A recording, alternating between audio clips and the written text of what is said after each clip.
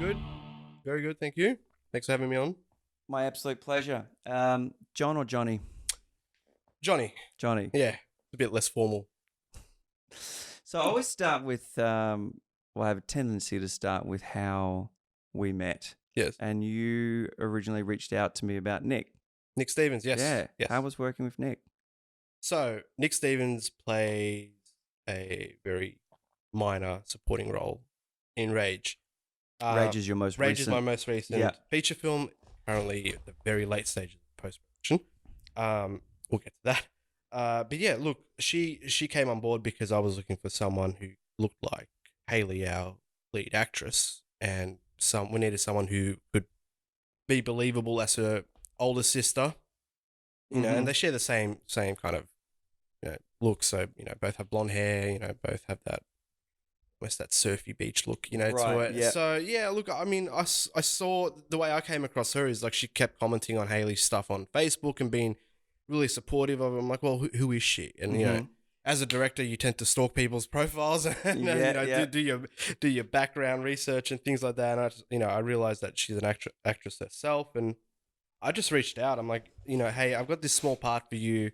It's a really violent role, and you're probably going to say no, but here's the script. What do you think? I need you for 3 days. And she came back and she loved it. She's like, all right, I'm in. Whatever you need, come on board. She's so keen. She is. Yeah, she was really enthusiastic, and you're just blessed when you meet people like that. So that's why I came to you, because once we wrapped up Rage, I kind of saw something in her that I was like, oh, there's something here that once the camera starts to roll, it's really fine talent, and she's got a lot of range, despite what she might be like as a in real life when the cameras stop rolling. She's got a lot of energy. But she's a trip. She is. But when you say action, she really hones everything in. She really zeroes in. She does. So a friend of mine said the exact same thing. So we were just talking about Lauren before we jumped on, and he was originally going to edit it, and he looked at all the footage and he went, "Wow, your lead actress has got a lot of range." Yeah, and she's really, really fits the bill and has that strength about her. So that was a really great note to come back. Well, that's why I got in touch with you, because I saw that she did Lauren, right? And I had no idea what because I didn't know what project she's been on. I was so busy in my own world there. But I said, look, have you ever done a serious drama? There was a bit of nudity in it as well. Was that right? There was, and the reason I asked her that was because I'm like, look, I've got a project coming up. And it might involve you being really vulnerable on screen. Have you ever done anything like this and that? Because I was at a treatment stage for our next project that we're doing. Right. Having all these ideas floating around my head, and I can't help but already start casting as I'm thinking about things. So I thought, she would be great for this role. It's the only female role in like this toxic male driven narrative. I think she'd fit in, and then I'm like, but I need to see more of you. I need to reach out to people who have worked with you, and that's when I sent you that Facebook message going, hey, how would she like to work with on a drama, and then you told me she was fantastic, and she was great. She was great, and here we are now doing a podcast. Yeah, well, and I had reached out to you about your other post, not knowing it was you. Yes, and you're like, sorry for not messaging back, and I'm like, yes, what? Yeah. So we're Prima-Lux. Prima-Lux, yeah. I don't control the social media. My wife does. Right. Marlene does. So she, she's the one that's that's a good setup. I said that's a good setup. Well, I make a lot of spelling errors, so it doesn't look good if I start posting. I fucking hate social media, man. Like, I will say this, and it's taken me a long time to get my head around it, because I kind of despise social media for a lot of reasons. I just think it's probably more toxic than it is good, but we'll see.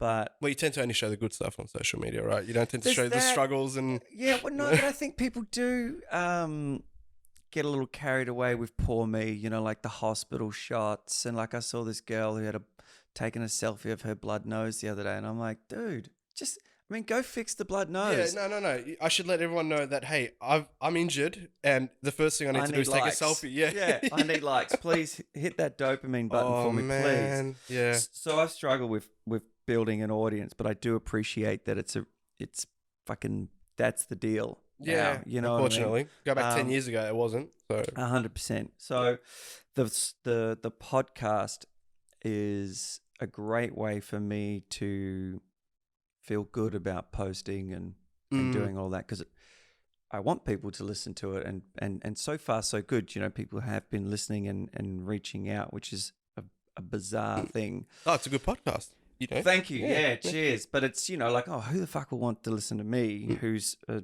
struggling upcoming actor, talk to other struggling upcoming actors and filmmakers? But that's exactly why I think people would, our community would listen, because there's a relatability there, and the other goal we were just talking about that I really hope for the podcast is this is probably a sort of 2-year down the line type thing, is that this becomes an idea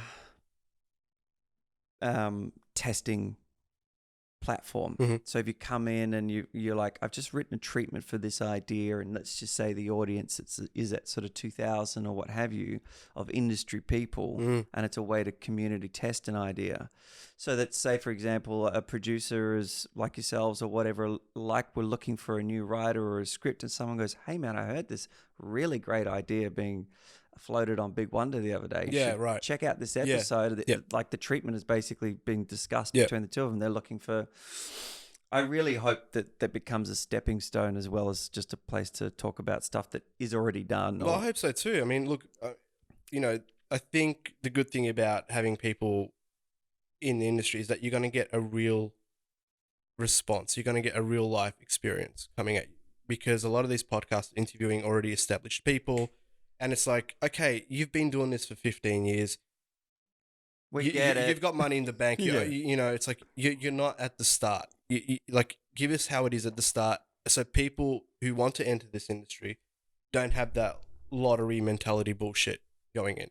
Everyone wants to be a fucking star. Everyone wants to be, you know, the next big dick director. You know what I mean? It doesn't work like that at all. And you know, it's a long game. Yeah. It is a long game. And, you know, my wife always said, you know, you're going to have your really shitty days. You're going to have your really shitty years. All right. And you're going to want to quit and ask yourself, you know, why did I get into this fucked up industry? Why did I get into the most cruel, you know, vile, unfair industry out there, when I could have been a doctor or a lawyer and everything? But when you have a good day, when you're on set, and she always says this to me, she goes, try quitting on a good day. Never. You know, try quitting on a good day, and then then see if you like it or not. You know, and that's kept me going with her. You know, for 10 years now. She just went quit. But it's always good to see and hear people going, you know what, this is the world I'm living in. I'm going to auditions. I'm not getting auditions, and here's why. Yeah. You know, as a producer, I'm trying to reach funding. I'm not getting funding. Here's why I'm not getting funding. You know. And people, so here's some of the potholes. Yeah, exactly. Yeah. So, you know, by doing these kind of things, you know, you kind of, you know, dispel some of the beliefs that, hey, it's easy to go make a film. It's easy to be an actor. It's easy to be, you know, a producer and all. It's not easy, but it doesn't necessarily have to be heartbreaking either, you know. What you said just before is fuck, it's so great, because it's one of the things that I've tried to get across to my family, and it's never been in question with my wife. She just sort of naturally assumed that position, which is, you know, one of the many reasons I love her and why we got married. But of course, is that she would, and I sort of define what I need from the people that I care about is that when that dark day does come, to not let me quit. Yeah, you know. Yeah. Whereas, and my dad, who I love dearly, but would have just let me quit. Yeah, because he wasn't all the way there. Yeah. Well, you know, you've had a good run at it, mate. You know, time to maybe head back out to the mines and fucking dig holes for the rest of your life. Yeah. You know? Look, it's very important. Look, I think the people around you and the people that do support you are sometimes the most important thing in someone's career, because, you know, my mum, I was raised by a single mum. You know, she never once said to me, "Don't do this." She never once said, "You make more money as a lawyer, as someone who works in a bank, as, you know." I mean, yeah, if I gave any other industry the amount of time and passion, I'd be a millionaire. Easily, I'd be a millionaire. But someone you told get me the same kickback. no. Well, that's the thing. Someone told me a long time ago. I didn't choose this profession. It chose me.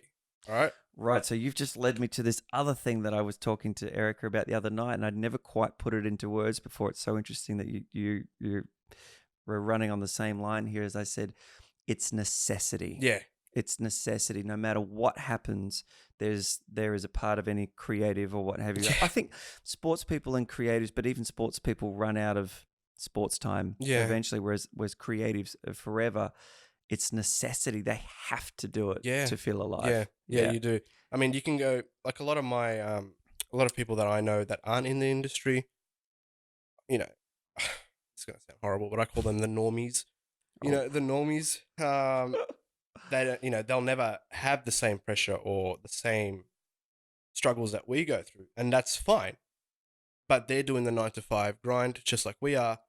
But they don't have that extra added pressure of doing the 7 to midnight grind afterwards to get something else made, because they have their regular job, they have their regular incomes, and they might, have a hobby knitting scarves on the weekend or something like that. You know what I mean? Like like for me, it's not enough just to live, to make a paycheck. To do the 9 to 5, to just float. That's not enough for me. Yeah, no, 100%. And I guess that is the norm, but a lot of, stress can be relative. Well, it is relative. Trauma is relative, but there is an extra thing when you're a creative, and you're there's such a myriad of. It's one thing to make something and then have people not like it. Right? Yeah, That can be pretty tough. But it's another thing to have something that no one wants to make, or you just can't. Everyone's like, so good, but no, it's a pass for me, or it's a pass for me. Yes. You know what I mean? Yes. I've dealt with that many times. Or you've got something great and you make it, and then it wasn't what you thought it was going to be, and you're like, oh fuck, that's actually pretty shit. Mm. One of the interesting things in and I suppose any writer, maybe you'll confirm this for me, but as a writer actor, and I've got a reasonably cool little group of actors that I can stress test scenes with. I shot a scene recently from the film, which I thought was going to be a really epic scene. Is what you sent me? No. Okay. So I think I sent you, or maybe I did. Is it when I'm walking with my mate talking about the woman that I lost and everything? I sent you the Bronco one, right? Driving the woolen. Yeah, that's the one. Yeah. Yeah. That's from. Right. That's a reworked scene from Any Given Sunday. Right. Yes. That's right.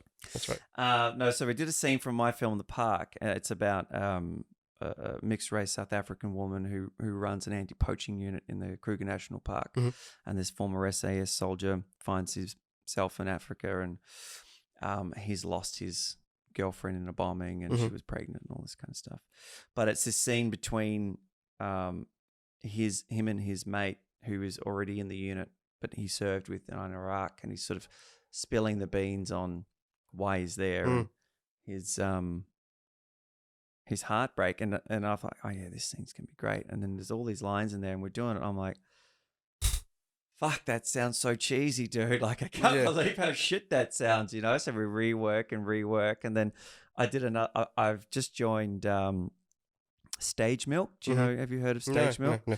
Really nice guy up in Sydney.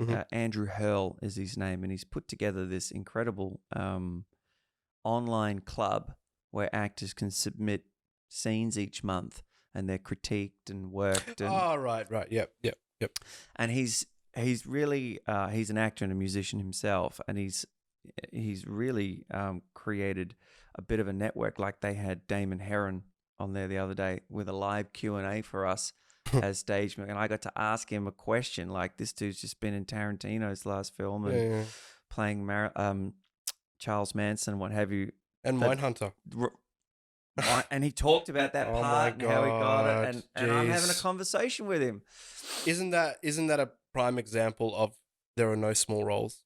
100%. Because he owned that entire scene, like, right, top to bottom. Amazing. And so I'll finish this thing, and then before I go on this next tangent. But So I did, my monthly submission. I thought, well, this is another great opportunity to do a scene from the film, and just working it and seeing, oh, actually, no, that doesn't float, or that actually works better than I had hoped. And so that's one of, I feel like I've lost my way a little bit, but I think we started that talking about just The some actors of the making it. the hurt, and that can come when you think that something's so great and it's fucking Well, crap. look, the thing with actors, and this is something that I've learned a lot now about working with actors, and it's only been in the last 5 or 6 years that I've actually really started to focus on the actor. Because normally what I used to focus on as a director is the more technical aspects of it. You know, how we're shooting, what's the lighting, and all. I don't give a crap about that anymore because that's a DOP's job. Yeah. It's my job to hire a good DOP, right? Now it's more about working with actors and what about the actor is going to be an asset for the film, right? And I get asked this question a lot, but actors reaching out to me, saying, "Oh, how do I break into it? Like, how do I get into your film? How do I get into a film?" I'm like, you make your own film. Don't wait for the role that you want to come to you. Make your own goddamn role. Empower yourself, man. Look, you work full time. Yes, I do. Okay, do you live at home? Yes, I do. Go get a $10,000 credit card. Make a $10,000 short. Okay, and just put yourself in the lead. It's not that hard. Just go do it. Okay, if you're serious about it, you're gonna put the financial backing into yourself because you're not investing in someone else's project. You're investing in yourself. It's very important to do that. To spend the time, spend the money, spend the research, and really invest in yourself. And I've had that happen to me. I've had actors come to me and says, "Hey, I've got money. I want to be the lead. What can you do? Do you have a script for me?" Okay, and yeah, I've got plenty of scripts. I've got plenty of ideas, sitting there, and I'm like, "You'd be perfect for this. You'd be perfect for that." To me, when I see an actor going, "I want to be this person. I want to play this character. I'm not an editor, not a director. I'm not a sound guy. I'm an actor. I need you to get a crew around me to help me tell this story, to help me be this character." That to me shows that you're a serious actor because you're not waiting for that role to come to you. Right. You're making your own role. You're making your own path because no one's going to come knocking on your door.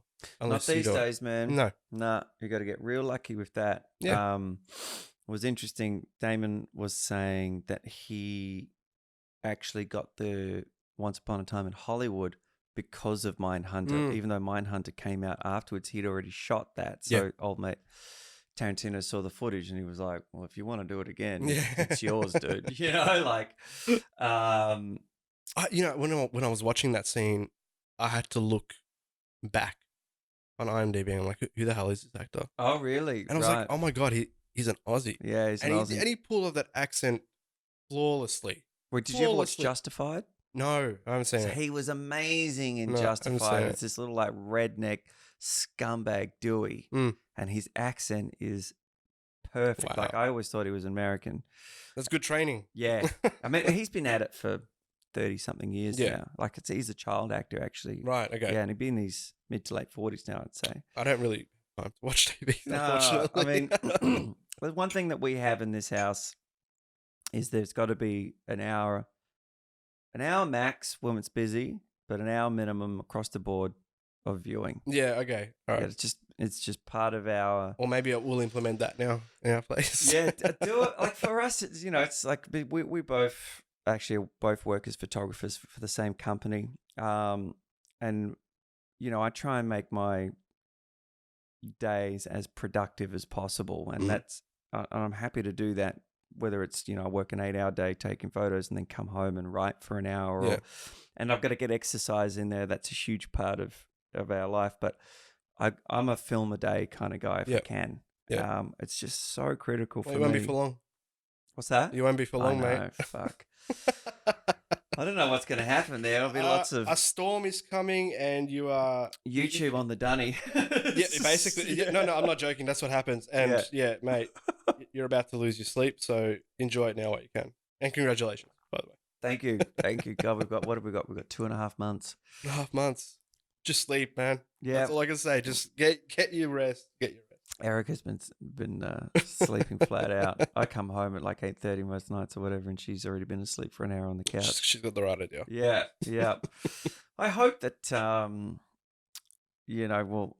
we can check back in about 3 months to see if I'm about to sound like a total prick.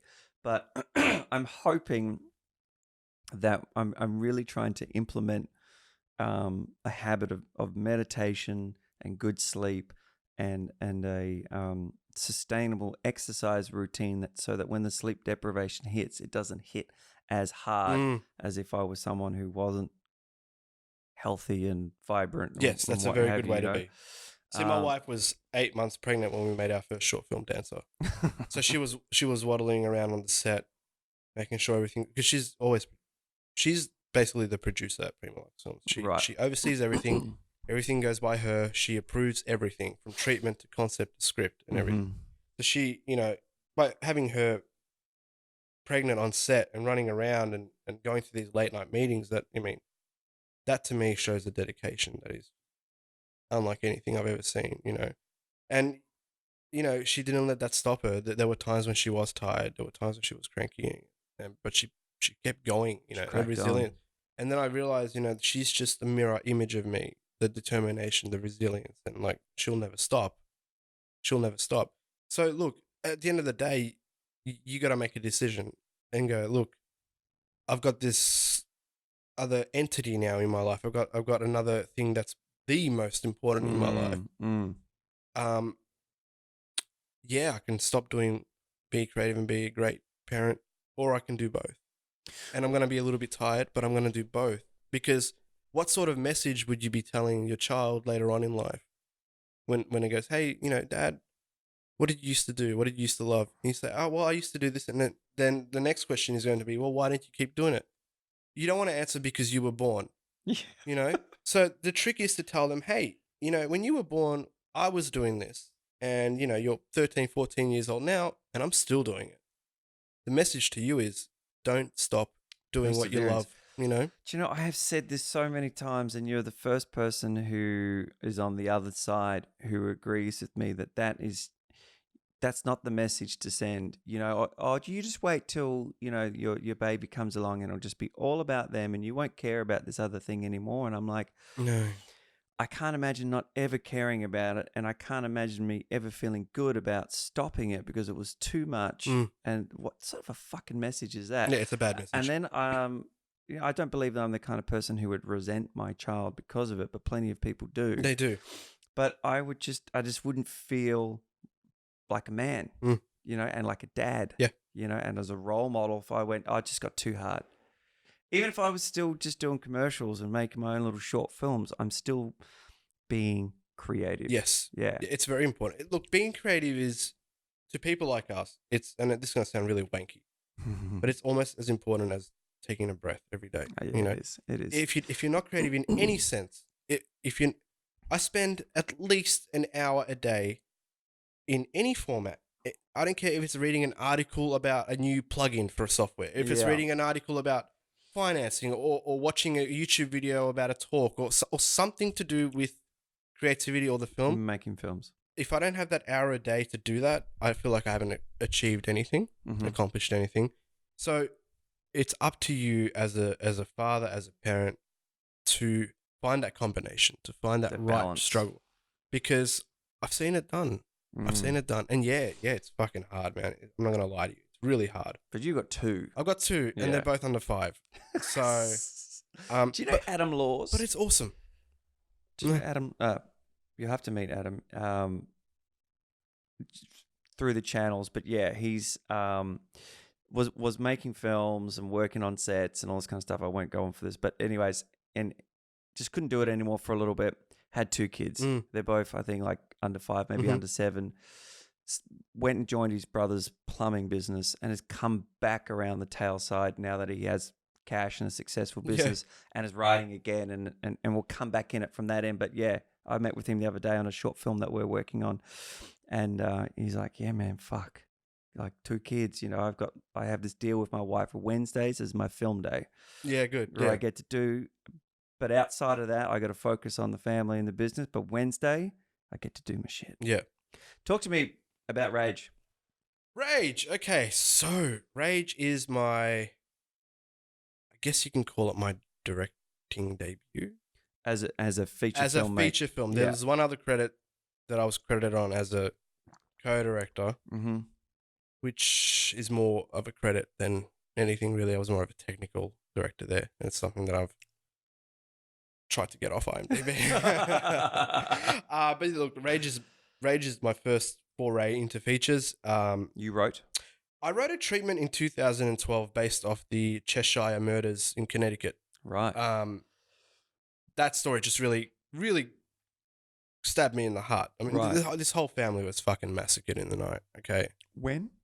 I think it was 2012. Okay. Shit. Yeah. So I was mid-20s in 2012. So I wrote like a 10-page treatment based around that crime, and then I added my own little story into it. And I realized at the time that I'm dealing with things that I have absolutely no idea what I'm talking about. I'm 25. I don't understand marriage. I don't understand relationships. I don't understand adult things. Mm-hmm. You know, I'm still going out every night. Yeah, you know, getting fucked up and all. You know, you know, I've got a lot of free time on my hands. I'm going to movies when I want. This and I was dating Marlene at the time. How it changes. Yeah, it does. It does. And I just realized that I don't understand the sanctity of what it is to be married. I don't understand the relationship, the ups and downs, the mask that one puts on when they first meet someone. Yeah, and the potential loss. The potential loss, things like that. So I just shelved it. Mm-hmm. But it was always in my emails. I'm like, right, whatever. Yeah. I write something. I write something every week, and I'll just put it away. And in between that time, I was just trying to really focus on getting quality shorts made. Mm-hmm. And I viewed those quality shorts as training ground on technical and how to work with crew, how to speak, how to carry yourself on set. That's really important. So yeah, after Night Shift, which was my last short film, I just decided, look, let's just go in. Let's just go in. And the way Rage got kind of reignited again was Matt Theo was one of our henchmen in Night Shift. Now, I've known Matt since my first short film. Well, it's not my first short film, but I like to call it my first short film because it's truly my film. Right. It was Dancer. And he was one of the bad guys that would kick around and all that. And he was just a really good guy, So I've always kept in contact with him, and I called him. I'm like, hey, I've got this role for you. It's a bad guy role in Night Shift. Come train for 3 months with me, 3 or 4 nights a week, and you're gonna get your ass kicked by a woman. Like, yeah, cool, no worries, And then halfway through training, Matty goes, oh, he asked me the question, how much is Night Shift costing you to make? I'm like, look, it's going to cost me around 10 to 12 grand. He goes, I can't believe you can do that. I'm like, yeah, man, for 55K, I can make a whole bloody feature film. And his eyes lit up. He's like, really? You can make a feature film for 55K? And this is the producer, me coming out going, yeah, I can do whatever. I can do that. In my head, I'm thinking, all right, we're going to do a 15-day shoot. We're going to eat crackers. For lunch and all that. It's going to be awesome. And everyone's going to be pissed off. Everyone's going to be pissed off, and I'm going to pull in all my favors.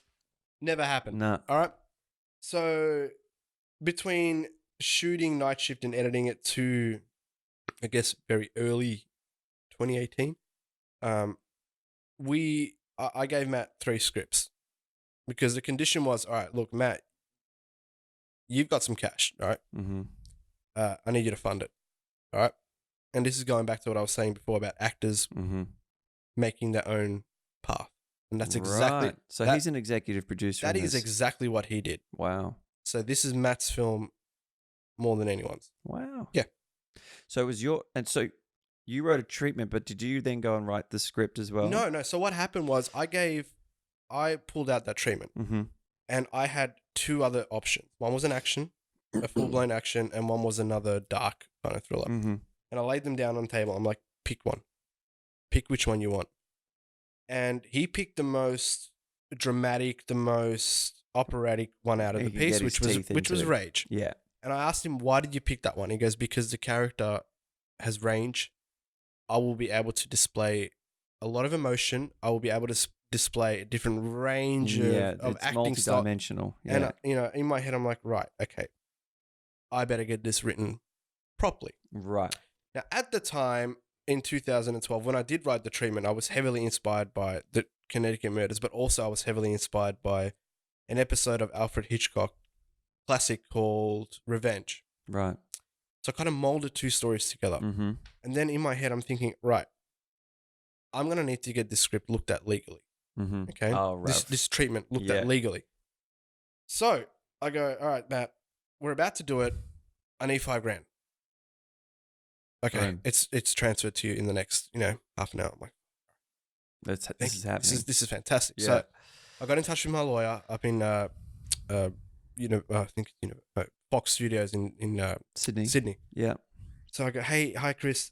Listen, thank you, Chris, by the way. Listen, I've got this story. Here's a treatment. Can you have a look at this? Make sure that we're not going to get sued by Paramount. He goes off, spends 2 weeks looking at Shanley Studios, which is Hitchcock's old property. Oh, I see. Going through our thing bit by bit, and he's like, "All right, look, you got to change a few things because you will get sued." Right, there's some quotes. Well, it's more like the structure of it. Okay, some plot lines. If you change the story on a top level, where if you do a blurb about it, it's different enough that right. So I'm like, all right, well, I'm not going to do that because I'm not a writer, right? So I put up a post on Stage 32. Yes. Yep. Yeah. And I never go on that, but it was just where do I get a mass thing out, and I put it on Start Now and all that as well. But I had 507 applications for writers in 3 nights, right?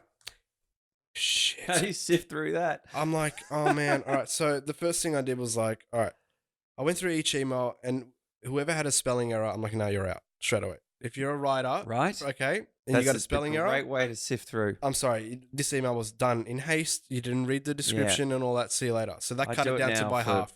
For auditions that come through from Star Now, if you can't write it without a spelling error or format it properly, this is going to be a nightmare. Yeah. It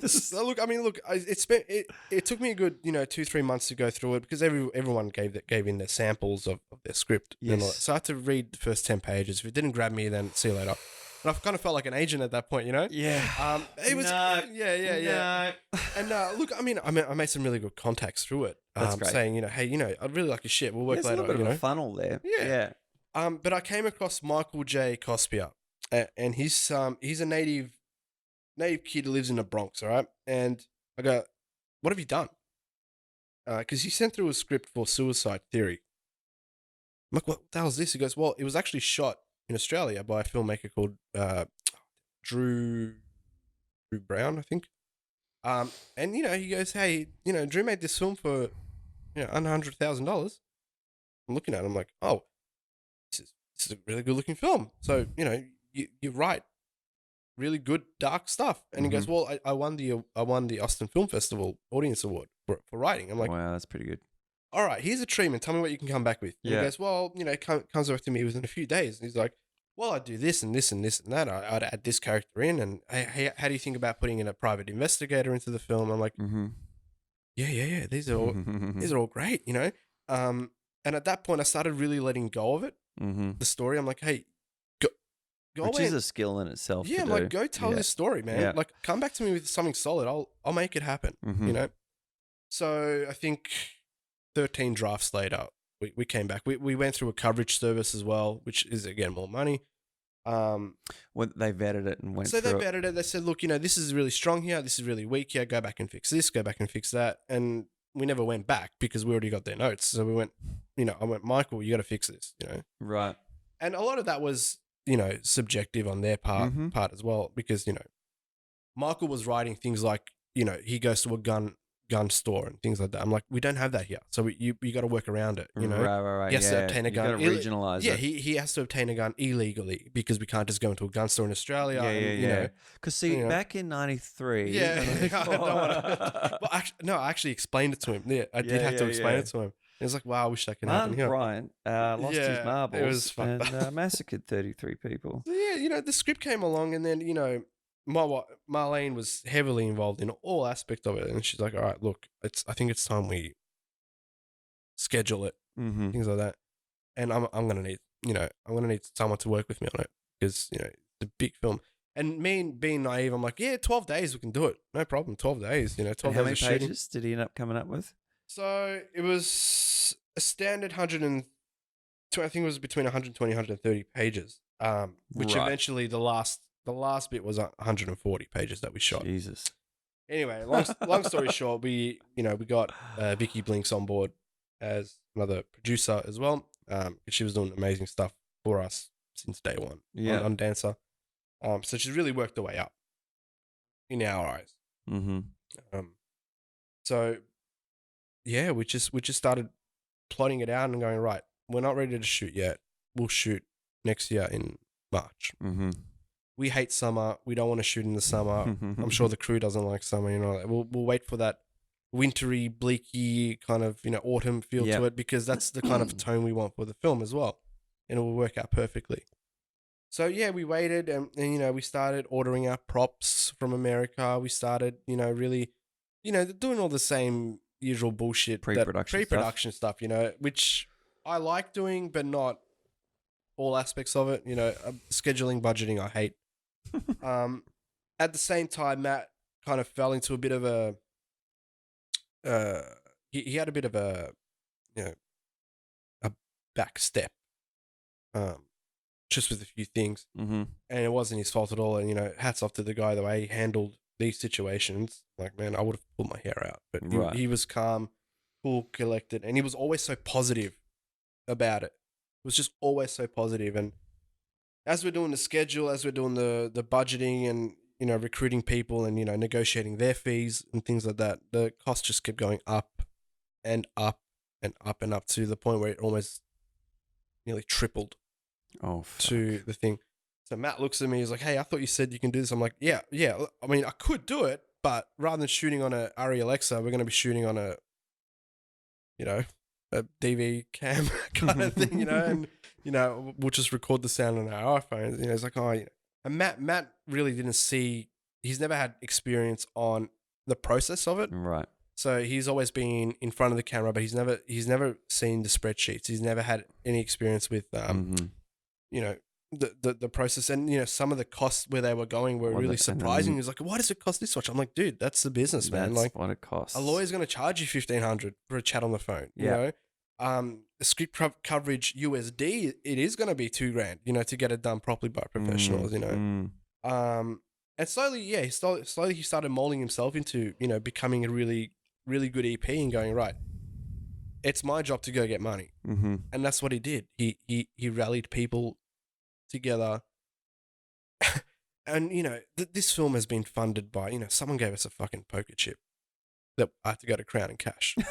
You know what I mean? Like that's how we got. It's been amazing. Take it wherever you can get it. You don't understand. Like there were times when someone would show up on set mid filming with a little leather pouch and goes, "Here." I'm like, "What is this?" You go, "I opened the pouch, there's 10 grand cash in there." I'm like, "Oh, okay. What? I don't care where this came from. All right, it's feeding the crew for the next 12 weeks. You know what I mean? Yeah, wow. So yeah, and that's why we're going back now with receipts and all that kind of stuff to make sure. But yeah, look, Matt and Marlene together, I feel like they made a really good team.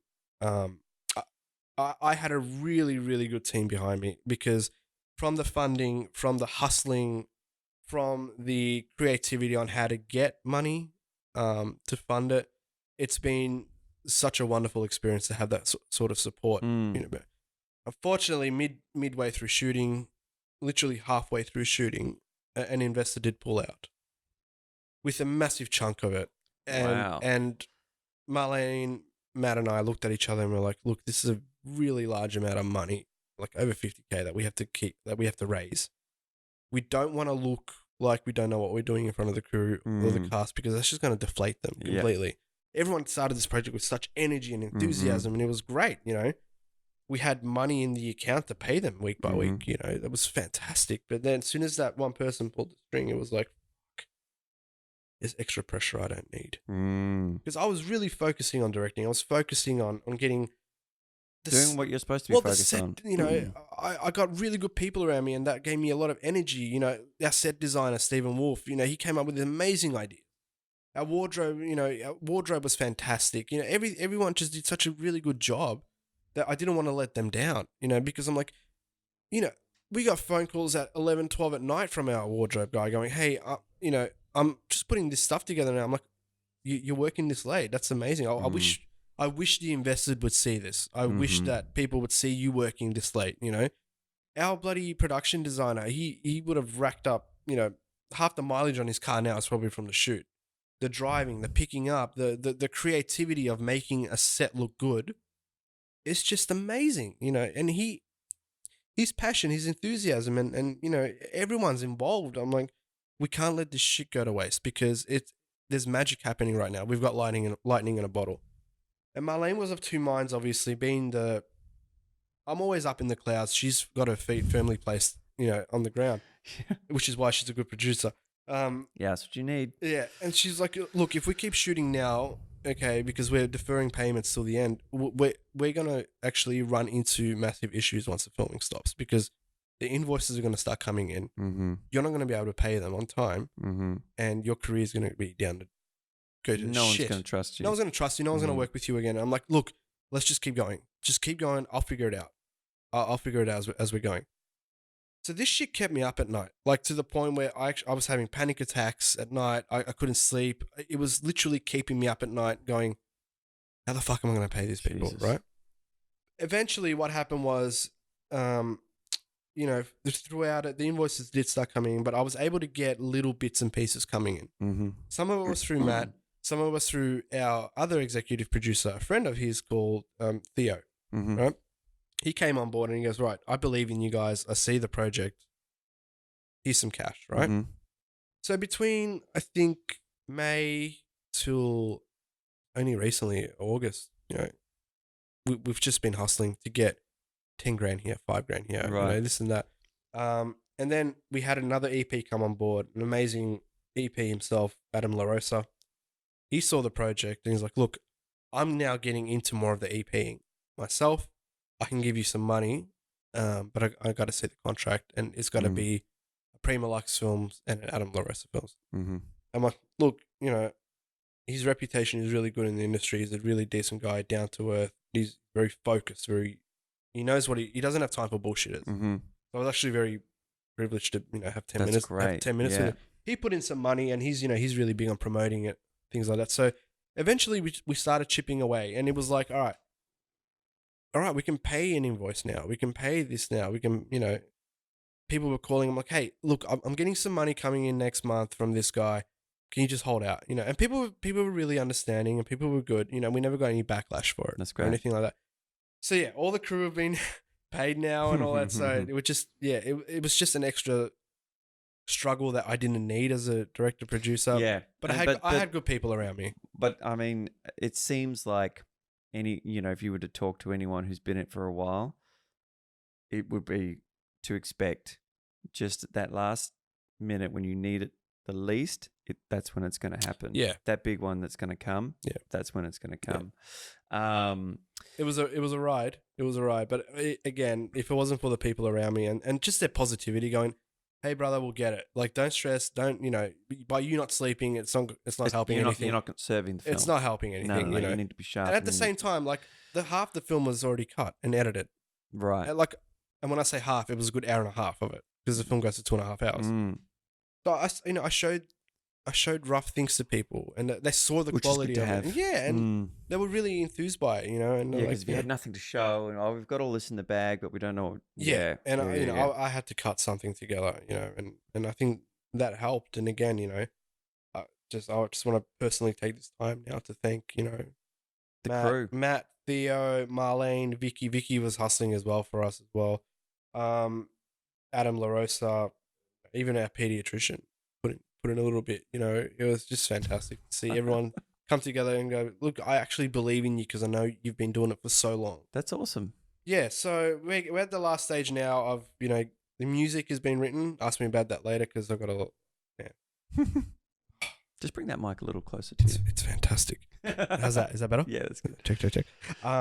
Yeah, so there was that financial struggle, and I think that was every crew, every film set is going to have some politics there that you got to deal with. You know, I just didn't deal with it. Right. I didn't have a bar of it. I didn't care. Oh, okay. You didn't deal with it in terms of you just didn't tolerate it. No, Yeah. I mean, that's why I hired people around me. Yeah, you got to have that delegation going I didn't on, give a right? shit about catering. I didn't care what time we break for lunch. I didn't give a fuck who, I'm sorry, it's not my job to care about your dietary. No, that's right. I need to focus on the story and all that. And I was lucky enough to have people around me that were like, I've got this one. Don't worry about it. You go focus, set up your next shot. Go do your thing. And I fucking loved it. I loved it because to me, those people are just the most amazing, magical people, to me. They were like, go do your thing. I've got it. I'll deal with it. Yeah. I've never had that happen. Yeah, right. A lot of support. Well, I was saying to you before, I worked in high fashion for about 7 years. And whenever I would shoot an editorial, there's between sort of 5 or 6 to 12 people all in a contained space, for, say, it's if you're shooting in a studio, it's super contained, or maybe you're on location. But, that was always my sort of pre-shoot meeting was, I'm going to do the photography. I've bought some food for you, and I'm going to be with the model. I don't give a fuck what she wears, how it's worn. Yep. You do your thing. I don't. Yep. It's not my department. Yep. I don't know what looks good. Yep. I know that she looks good or he looks good. That's all I'm focused on. Do your thing. But make a decision. That's it. Yeah. It's not my decision to make. Your name. That's what this is how. And you're that comes learn. with experience because when you first start out, you do want to. People don't understand what it means to be a director when they first start out. They don't understand that being a director doesn't mean that it's not your set. That's the one thing that I've started to learn now over the last 5 years is in doing short films to now do feature. It's all of us. It's not your set. It's up to the first AD. They're running the show. Right. So by you having a really good first AD, a good producer on board, they're the ones running the set. They're the ones telling you how long you've got. They're the ones telling you what you can and can't do. The director, mate, you need to get this wrapped now. Yeah, exactly. Exactly. You still got 7 scenes since 2 a.m. I didn't run the set. I didn't run the set at all. This was not my set. Mm-hmm. This is the set of Marlene and Vicky Blinks. Okay, right. And Sophie Thurling as well. What those 3 women did on the set was make it run like clockwork. It was a well-oiled machine. And I got shielded from a lot of the drama that happened. Yeah, that's good. That I had to deal with later on. Okay. Tell me. Sorry, go on. But yeah, it was just it's you need to be able to realize that at a certain point in time, a director doesn't mean you direct everything. No. You know what I mean? Yeah, you're directing the performance. Well, the thing is, and again, this is for your audience members who are listening and watching for this. If later on, you meet an inspiring film director or a filmmaker who wants to listen to this, my best advice is to say to them that a director isn't the king dick on set. Okay? Right. That's not how it works, mate. It's not how it works at all. Focus on the story. Make a decision on performance. Make a decision in the edit. That's what a director does. Right. You're a captain in the sense that you're steering it in the right way or the wrong way. Okay? Yeah. No one's going to tell you the other way. As far as the mechanics of a set go, it's not up to you. Okay? So I often hear stories about directors being really overbearing on set, getting into everyone's different faces, telling other people how to do their jobs. That to me is toxic.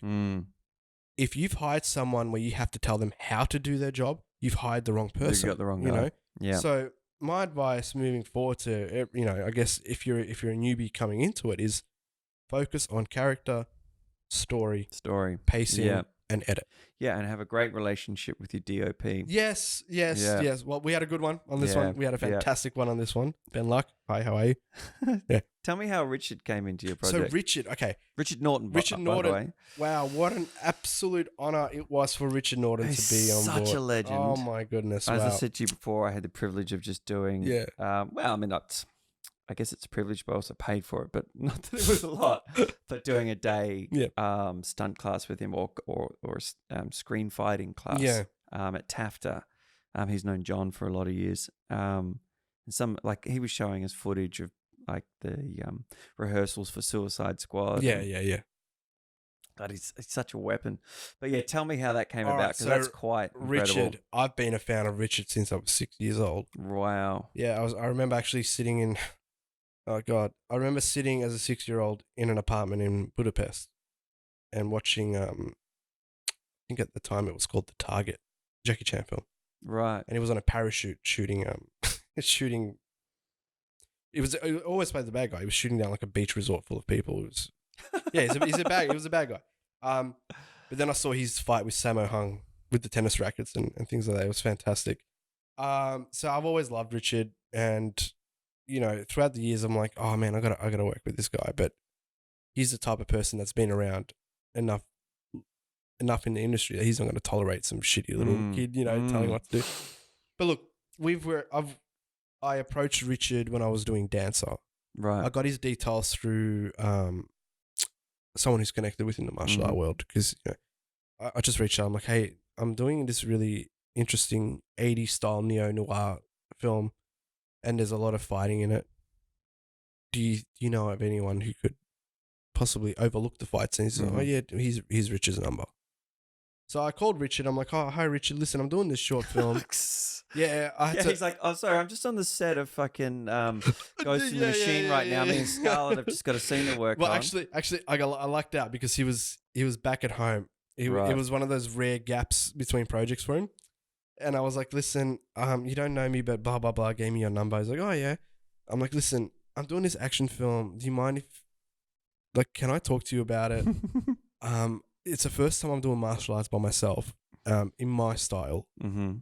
He goes, yeah. Just, send me, I'm cool, with it. Wow. So he actually came down for a few of our training sessions, and we showed him our fight scenes. Testament to his character. Yeah, it is. He drove down at night, and he's looking at what we're doing. He's giving us pointers and tips and all that. And I'm like, oh, this. And he didn't charge for any of this. No.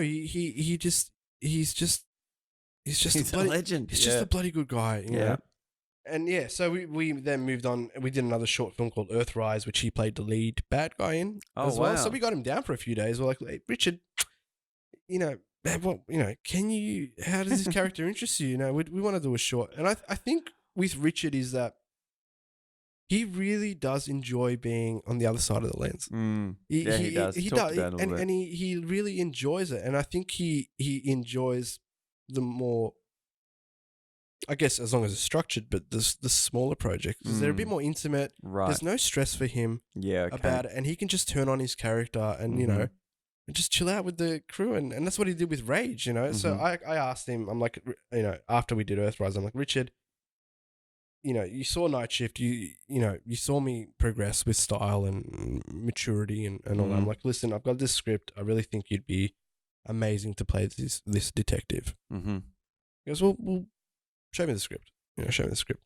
And he read it, and he has some feedback, as all good actors should, because he really dissected every single bloody line. Wow. Yeah. He had notes. He had notes in almost every single piece of dialogue. And when I say notes, there were like 5 or 6 different lines coming out of him. Why is he saying that? Why is he saying that? Why is he saying that? And 2 things happened at that point. In my head, I'm like, fuck, I don't want to have to deal with this. Oh, man. Really? Oh, how do I explain all this to him when I'm still getting my head around it, Okay, right. Yeah. Because new drafts were coming in all the time, and I'm like, oh, shit, Yeah, it was just a lot of focus at the time, right? So that was the first thing that happened. And the second thing that happened was it made me realize that just what a great actor he is. Because I'm like, you've taken this material and you clearly like the material enough to dissect it and you care about it. So a few changes were made, good changes, mind you. And again, going back as a director, you're never like, no, it's my film. This is the way it has to be. You have to listen, man. If you got a better idea than I do, great. Let's hear it. Yeah. Because the film will be better in the end. And that's our job as actors, is to dissect that script and then come to you and say, I'm telling you, this isn't going to work for me. Like my cadence, my rhythm, if you want it to be natural, how about, like there's a scene in, and I've said this a bunch because I can't thank the directors Ben Head and Ben Thompson of Stringy Bark. Ned Kelly stuff that I showed you, where in the script he just before he's about to he's just shot Kennedy, and they have him give him a backhand, and I'm like, I'm telling you, Ned Kelly is famous for boxing. Yeah, he would have smashed it. Yeah, punch that guy right in the face. And then at first they were like, yeah, like, who the fuck are you? I said, I'll do it both ways, but I'm telling you that the punch is He'll use it in the edit. Yeah. And they didn't even need to see the slap. It was so, and that's a great director too, right? Is no, don't fucking talk to me about this is my script. Man. You need your actor to embed themselves into it. And sometimes there's going to be, especially at this level, there's got to be some flex. Oh, yeah, of course. We're not Tarantino. No. So. No, that's the thing. No. You need it, and they're going to be better for it. And it's going back to that thing about control, as I said, you need to have breathing room. And you need to let an actor hang themselves too. Yeah. And go, okay, cool, let's see it. Ask me about that with Matt, okay? But yeah, Richard came on set and he just had a really good time, man. Like he got along so well, even with I should choose my words carefully here. Not the smallest member of the crew, but I guess lower down the ladder. Call sheet. Cool, yeah. Like he got along with everyone, and he was such a gentleman. He always gave everyone their time. Well, he's a zen out fucking martial arts master. Yeah, I just really feel like he enjoyed the script. He enjoyed his time. I could be wrong, Richard. Let me know. Yeah, he just enjoyed his time, and I think he's just one of those rare people now in the industry that's like, you know what, I'm gonna do what I want to do because I can, and I'm gonna hang out with people who I like because I can. Yeah, I've got nothing else to prove because I've got 40 nothing years. to do with stature, nothing or whatever. like that. And he's just better for it. But look, he delivered his lines perfectly every time. And the one thing with Richard that I started to learn is like, look, he sat down and he goes, look, just have more in the can than you need because you never know. Right. And I said, what do you mean? He's like, you'll see in the edit. And he said it in that bloody sly silver fox kind of way that he talks to me. Yeah, sometimes when he's like trying to teach me something, because he really has become, he has become a mentor to me, So but he goes, look, just one more. Just let me do one more take. Let me do one more. And like I'm like, Richard, it's 14 takes already. We've got it. I'm sure we've got it. And sure enough, in the edit, what did I use? Take 15, because of that one more that he gave something. Right. Different. He gave a slight eye twitch, or he gave a slight, and he did that deliberately. So I've got different range. You've got lots to cut to. And it was a nightmare to edit because I'm like, fuck, take 6 is good, but take 7 is much better. And like, I like the wink in this one and that one. So yeah, it was a daunting task editing around Richard, but at the same time, the amount of flexibility he gave me with it has been a really great lesson to me to learn. But yeah, he's he went back to the States at the moment to do Suicide Squad 2. He's in Panama, I think, for another 4 weeks. He's actually coming back this week. We need to meet up with him. He called me a few weeks ago saying, let's meet up. He's really, really keen about it because he hasn't seen anything about Rage yet, nothing like that. So I'll show him a bit. Yeah, look, he's just one of those guys, and I'm like, you're a rare one. Yeah. He came in. There was no ego on set. Nah. There was a night that we shot till 3-4 in the morning, and he was there. He was doing. He's anti-ego massively. He's he's a gentleman. He's a gentleman, he's someone that I think the Australian film industry should really embrace a lot more. And he should be in in many more projects, and he should be in front of the camera a lot more as well. I know he's great at what he does behind the camera with his stunts and all that, and the relationships he makes with all these actors and all that. But in my opinion, he really should be in front of the camera a lot more. Okay, that's interesting. Because whether he's just being humble, he showed us a scene from Spartacus. The sword. Yes. Yeah. And he was like, acting definitely isn't my number one strength, but I do enjoy like doing the odd bit here and there. No, I think he's wrong about that. I think if he's given the right material, right, and if he has time to dissect it, and it's not, if it's not a bit part, I think Richard Norton is one of the most I think he's a really, really hidden asset to the film industry here. And the chemistry between him and Toddy Goldsmith was just amazing. So when do you think that, what's your plan from here for this film? I'm going to give you a 2-part question just so we can keep zipping along. When is it, where and when? And then you've got another project next year that we briefly discussed when we were sharing info and what have you. Take me on that little journey. So basically right now the music is being written by Kai Chen Lim, who is, I mean, the only way I can describe this guy is he's a maestro. Right. He's the most musically intelligent person I've ever met in my life. And it's such an incredible kind of intelligence. He gets it, and he's actually turned the film into something that I never thought it could be. The power of music, man. Oh man, I'm telling you, he's done stuff to scenes that I'm like, this is not what I intended when shooting it. And your music is better than the guy track that I'm using. Right. For it. From Hollywood films. And you've given it a whole new flavor. This guy is an absolute genius at what he does. Well, it becomes a character in the film. Oh man, he's given it a flavor. He's given it a tone. He's given it a blanket of emotion that wasn't there before. So we're working on that now. It's 85 minutes of music he has to write. It's quite a lot of music.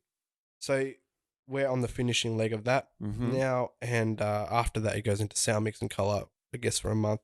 We're having the premiere in March because people are overseas, they're coming back and all that, and we're like, no man gets left behind. Everyone has to be there for that premiere. You got that booked? We're going to be starting that in early Jan, okay? Because cool. Well, I'd love to come along. Absolutely, because it's going to be, by estimates already, it's over a 300 crowd. Oh wow! Screening, so we need to find a cinema big enough to support it. Not big enough. No. But at the same time, we don't want to invite everyone we know because we're like, you need to buy the fucking thing when it comes out. So I've already seen it. Buy the goddamn thing. For $10 on iTunes or whatever when it comes out. So then obviously we're going through a bit of a transition period now with distribution and just the way we're gonna, we've got a few things going on in the background. I can't go into too much about it because it's accounting, it's Screen Australia and things like that that we're doing it with a few other people from Brisbane and Sydney at the moment. So it is wrapping up. It is wrapping up, and I do need to get it done by Feb 20 for hopefully a MIF submission. Okay, cool. So we are at the mercy of film festival deadlines because ultimately we want to run 6-7 months on the festival circuit. Hopefully get noticed or a good review, maybe even a win here and there, and then use that as leverage for our distributor going, hey, listen, it's got some bones behind it. Here are the reviews. Here's what it's won. Here's what it's been selected for. I think the take price is a lot more than what you're offering, So using that as leverage. But yeah, look, it's coming to the last leg, and since then we've started working around another idea now, saying, we like this thriller genre. We like working within that genre. It allows us to be creative within that genre. And I just basically came up with another idea now, and I've given it to Michael Hospia. I'm like, yeah, this is my idea. What do you think of it?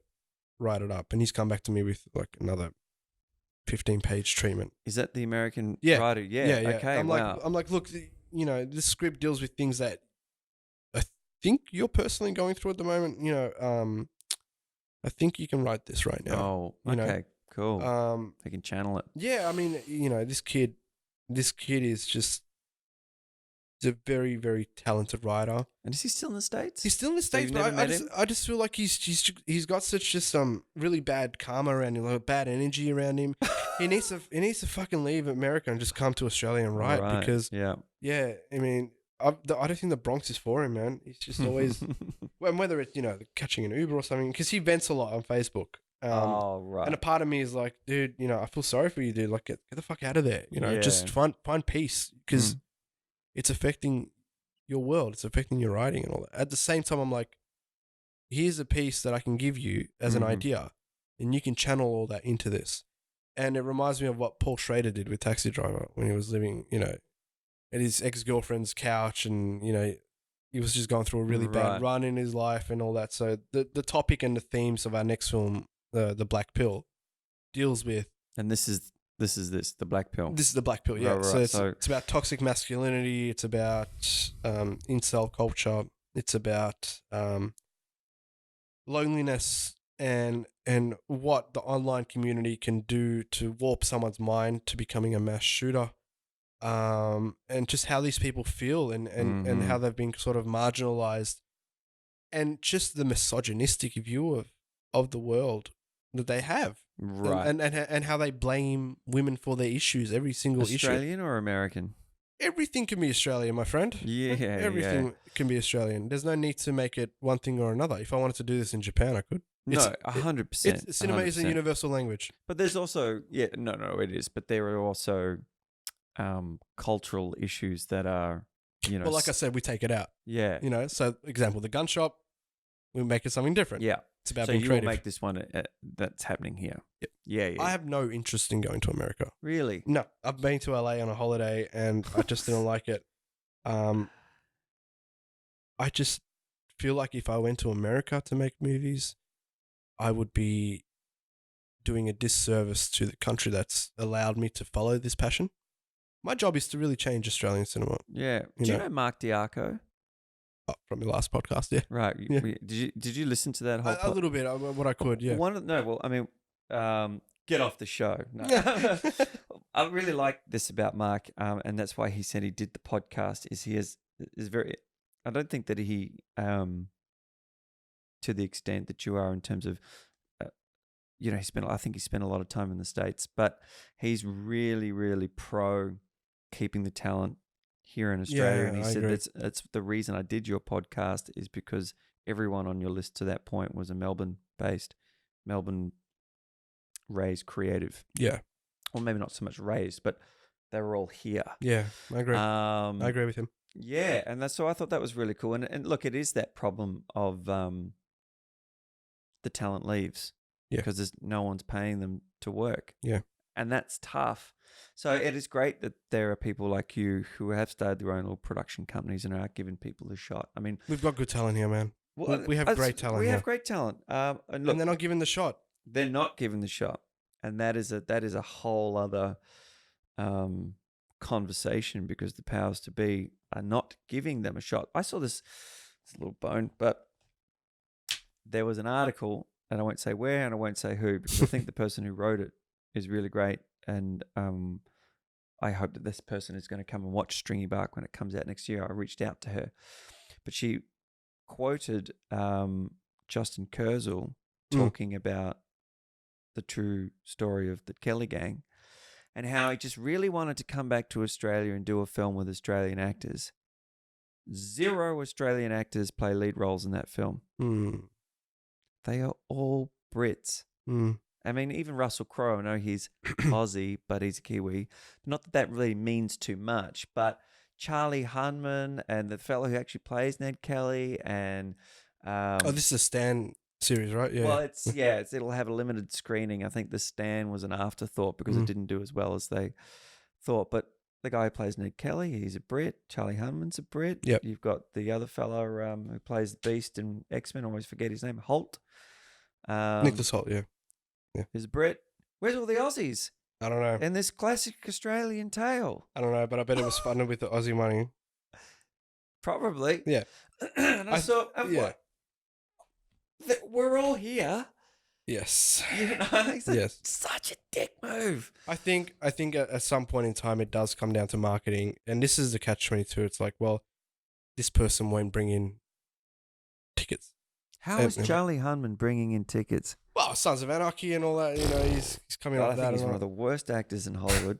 Well, and now he's playing fucking Thomas Roberts in Shantaram. Look, I understand because first and foremost, what people need to understand is it's a business. You're never going to make money by your airy-fairy, this is my art bullshit, okay? You need to be economically educated, okay? Yeah. And those decisions come down during the actual creative process.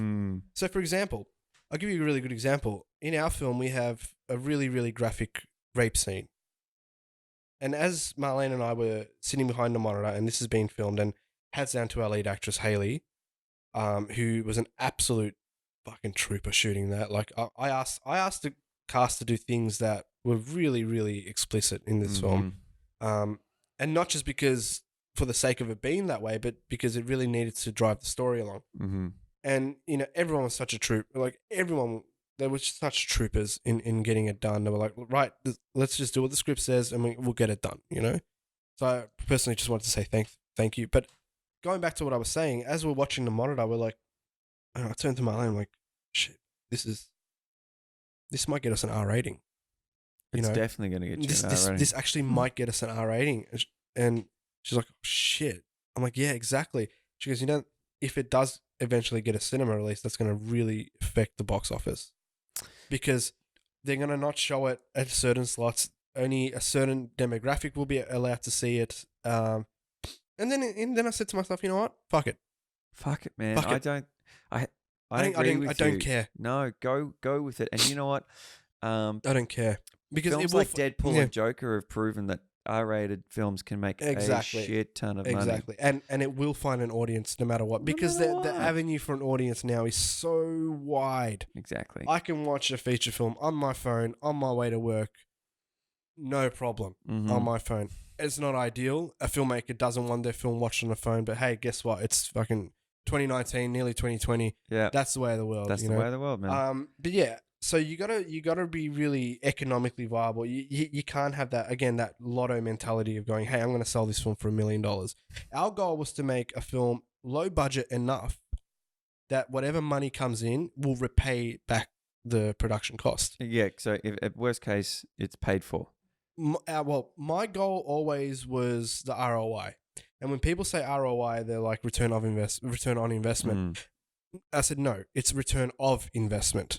Anything else is a bonus. Yeah. You know, then you get your return on investment, you know? Yeah. So that's always my goal, to get the money back for the investors, you know? Yeah. So we've structured the budget in a way that, hey, even on the lowest scale possible, if the lowest scale doesn't equal our production budget, then we failed. Okay?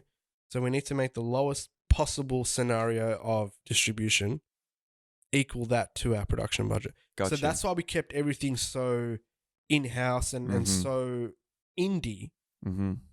But we made sure that we always got the best lenses, best camera, the best set design, the best wardrobe. We never skimped money on those things because they're the ones that make the film look great. Yes. And that makes it look more expensive than what it is.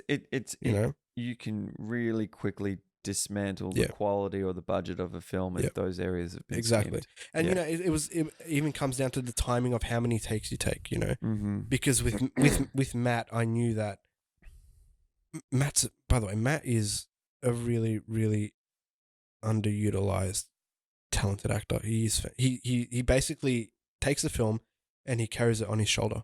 He drives that film from start to finish, and I was so surprised to see this from him because the character he portrays in the film is so different to him in real life. But watching that man act, oh man, it just gives you goosebumps because he is fantastic. It's the first time in a leading role for him, and he just takes it.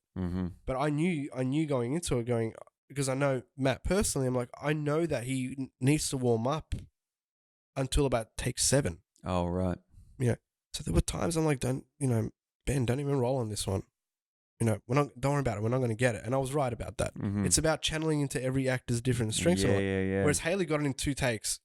Haley's done, in and out. Right, she's able to switch as a chameleon. Matt needs time to warm up, but when he does get there, it's fucking magic. It's magic, But you're not always going to have time and budget to do 13 takes, because you got to be out of that location in an hour, So it's finding that balance of, right, hey Matt, I need you to be on the ball today, or like, giving him a bit of space, giving him a bit of time, There was one, just a little side story here, just real quick. There was a time when it was a really, really emotional scene, and it was like take 10, take 11.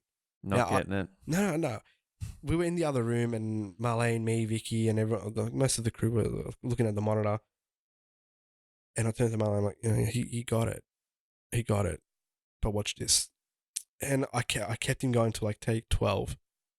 And he looks at, after the take, he looks into the camera. So he's talking to me through the monitor. It's like, John, I don't know what you want from me. Like, what else do you want? Like, give me one more. Give me one more. And I'm bringing this guy down to the verge of tears, and I go into the room, I'm like, Matt, you're wasting everyone's time. And the look on his face of disappointment and disheartenment, and he's like, he was almost about to break down because he had nothing else left to give.